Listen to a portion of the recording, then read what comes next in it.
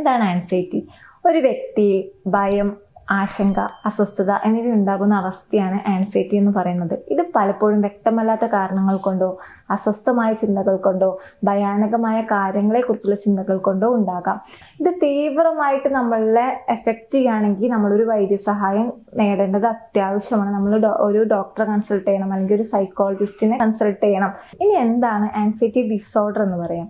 ഒരു വ്യക്തിയിൽ സാമൂഹിക ജീവിതത്തിലെ പ്രവർത്തനങ്ങൾ, സാമൂഹിക ബന്ധങ്ങൾ, ദൈനംദിന ജീവിതത്തിൽ ചെയ്യുന്ന പ്രവർത്തനങ്ങൾ, തൊഴിൽ മേഖല എന്നിവയിലേക്ക് ആൻസൈറ്റി വളർന്ന് വഷളാകുമ്പോഴാണ് അതിനെ ആൻസൈറ്റി ഡിസോർഡർ എന്ന് വിളിക്കുന്നത്, അല്ലെങ്കിൽ ഉത്കണ്ഠ രോഗം എന്ന് വിളിക്കുന്നത്. ആൻസൈറ്റി ഉള്ള വ്യക്തികൾ അവർ തന്നെ മെനഞ്ഞെടുത്ത ഒരു ഭയാനകമായ ലോകത്തിലായിരിക്കും ജീവിക്കുക. അപ്പോൾ അതിൽ നിന്ന് റിക്കവർ ചെയ്യാൻ കുറച്ച് ബുദ്ധിമുട്ടാണ്. അപ്പോൾ എന്തൊക്കെയാണ് ഇങ്ങനെ ആൻസൈറ്റി വരാൻ കാരണം നമുക്കൊന്ന് പരിശോധിക്കാം. ആൻസൈറ്റി നമുക്ക് എല്ലാവർക്കും വരാറുണ്ട്.